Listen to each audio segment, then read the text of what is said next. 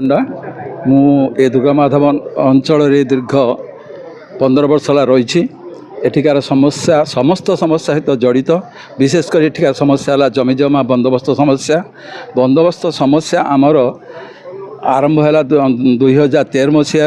आमको पर्चा मिल सारी 2005 रे बंदोबस्त आरंभ होता आमर समस्त रेकर्ड समस्त कागज देखी आमको नॉट फाइनल दिया सरी तापर अकस्मात सरकार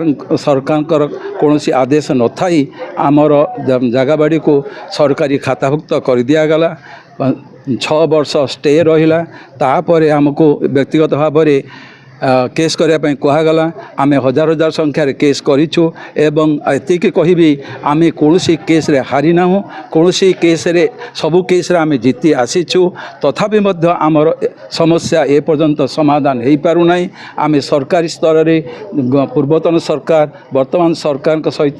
प्रति स्तर में आलोचना करूँ आवेदन करूँ नवेदन करूँ किंतु जिते बड़े आम समस्या समाधान हो पारिना वर्तमान स्थानीय अंचल भुवनेश्वर सांसद को निमंत्रण जनइथिलु निमंत्रण रक्षा कर सी आसी आमको प्रतिश्रुति देले से जेहेतु सरकार अच्छी सरकार जो माने मुख्य अच्छा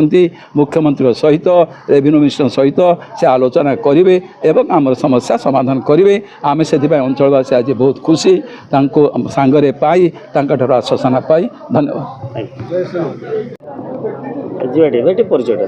मो ना माधव चंद्र साहू मु श्यामपुर लीज एसोसिएशन प्रेसिडेंट अच्छी आज मैडम आसी विधायक आसते आपंकर जो समस्या आसी जमी जमा हाइकोर्ट रिपिटिशन फाइल होती बंधुगण मु प्रथमे आपण मानक शुभेच्छा देवी जे आपण माने होचंती आम भारतर गणतंत्र चतुर्थ स्तंभ आपण माने जो आसी मु आपण को हार्दिक अभिनंदन जनाऊँगी। आम श्यामपुर मौजारे दीर्घ 26 वर्ष है ये समस्या लगी रही बंदोबस्त जमी जमा समस्यार आज पर्यंत है कौन से समाधान हो पारना आपण माने विश्वास करेंगे गणतंत्र लोकंकर सरकार रे